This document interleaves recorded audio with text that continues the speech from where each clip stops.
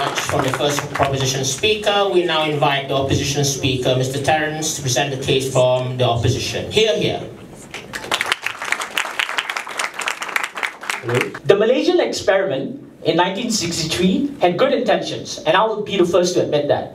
But we have to admit it was flawed, and the only way that we can fix this, especially with the parties involved being one side being more powerful or economically empowered over the other, is through Sarawak nationalism. And this is the key to our liberation and for us to eventually uplift our living standards throughout the years. Now, there are two angles we're going to tackle this debate, and a lot of my rebuttals will be integrated within this. First of all, I'm going to talk about the moral, ethical, and of course the historical justification, in which I think it's missing from the debate so far. And number two, I'm going to talk about the practical and the pragmatic reasons why we should support this and be part of it, instead directly answering the second half of Hassan's speech. Now, but before that, let's talk about this one thing that I think has been mischaracterized before I get into the rest of my framing. Is the whole thing about political abuse. And this is where I feel there is a mischaracterization on what Sarawak nationalism is. Yes, it is true, there is a top-down approach where you do have political parties that answer to the cause. But we also have to admit there is a bottom-up reason. There is a reason why these political parties eventually meet into the demand. Because the demand is not artificial, the demand is real. The demand has always been there. Ever since the beginning of MA 63, there have always been doubts about the the prospect of Malaysia as a country. In fact, one of the signatories of MA 1963 did say that we hope that Malaysia is not like a sugar cane, where it's sweet in the beginning but bitter in the end. And the loss of autonomy throughout the years shows that people were not happy that they did not get the things that they were promised for in the first place. And because of that this rising sentiment, whatever political reaction that you see on top, it may not be perfect. But it is a reflection of what people demand because they think they've been losing in this bargain. And that is the reality the government bench needs to tackle, and that's what they need to engage at the end of the day. Alright, let's go into my framing for this debate. We have to understand the Cabot Commission before 1963 was a flawed system, and the referendum they had was also flawed, considering the fact there's a huge gap when it comes to education and also income inequality at that moment. So who gets to shape the conversation at that point? And Hassan was right, it was the colonizers who did it. In fact, the main reason why all the colonies that make up Malaysia today, the former colonies, were formed into Malaysia was because of Western interests fearing that we would take a side in the Cold War. So the British decided that they should group everything together without considering what are the practical and material realities of people at that moment. And we've seen the British making that mistake over and over again throughout the years, and right now we are fixing that through Sarawak nationalism, whatever it may be. But let's admit it also, they do have the right intentions, make sure that we get our political rights, our economic rights, and that's why they decided to come up with different agreements like the 20-point agreement and so on, and they promise autonomy to us to a certain extent. Some level of autonomy, it depends on you on how you think whether it's fulfilled or not. But I would argue that that document, especially how it translates into the constitution eventually, didn't actually materialize into what we eventually need. So our union also had other troubles where we eventually had to say goodbye to our partner in Singapore. But because they left Malaysia, the seats that were supposed to be redistributed from Singapore were never redistributed. So what does this mean? It means that Malaya always had the ability to steamroll whatever we want. It looks like them voting in 95% of our old royalty going into the federal government and their expenditure, forgetting about the unique realities of Sarawak in itself.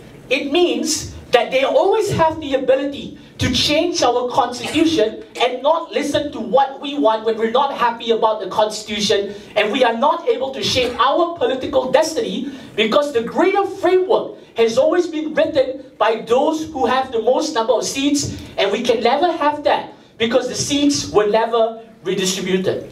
So, what is the response to this? The response to this looks like Sarawakian nationalism demanding all the tangible and material conditions that they experience be reciprocated, in a sense. So whatever that Hassan want to talk about, all the positive impacts that eventually materialize, it can only happen if we push back and if we work as a collective unit, saying that we have unique material conditions and unique experiences that cannot be met within a federal system instead. And we believe that this is a way for us to correct that grave injustice. So that is the philosophical, historical, and moral and ethical reason why we need to support this.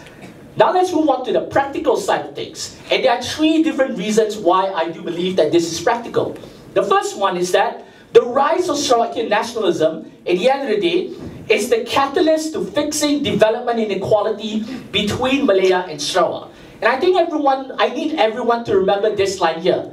Sarawak is not poor, it is overexploited. Remember that.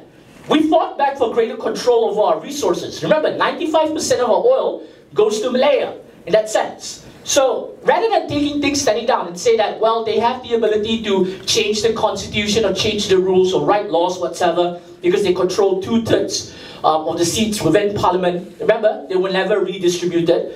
It shows that we need to push back in itself. And it shows that we need to create a mentality where we create our own institutions away from the control of the federal government and other people who may not understand or may not have the ability to imagine what are our unique material conditions. So this has led to the creation of institutions like Petros, which allows them to control profit that's related to the oil and gas industry. So rather than relying on Petronas that may have other priorities elsewhere, and they might leave us and not actually reciprocate what we've given to them in the past because they might find oil somewhere, this means that institutions like Petros would eventually help us to control the oil and gas industry and not have other people dominating the industry. In fact, we could even have affirmative action policies that place people from Sarawak into these institutions, in that sense. It also means greater profit and revenue sharing when you demand this kind of things, because if you were to argue within a federal system,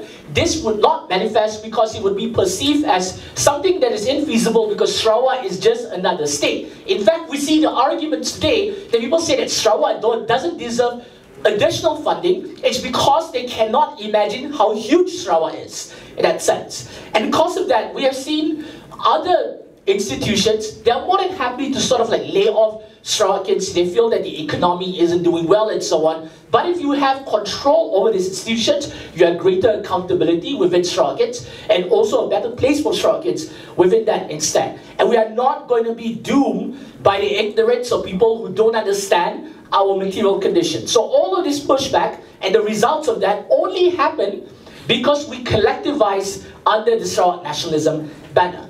But let's move on to the second part of my pragmatic argument in comparison to other states.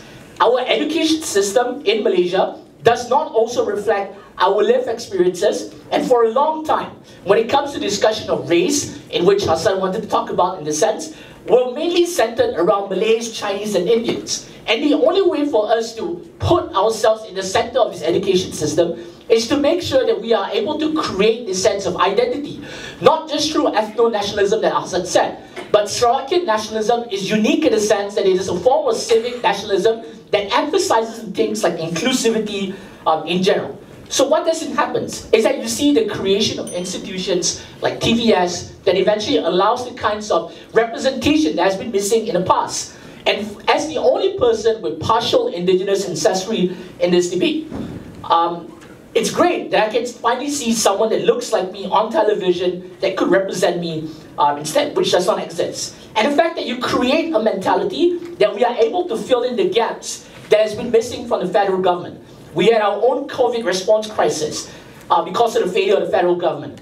We were slow to adapt to digital payment systems, but the Sarawakian nationalist mentality and spirit is the one that created the environments that told us to fill in the gaps, and eventually we created things like Sarawak Pay.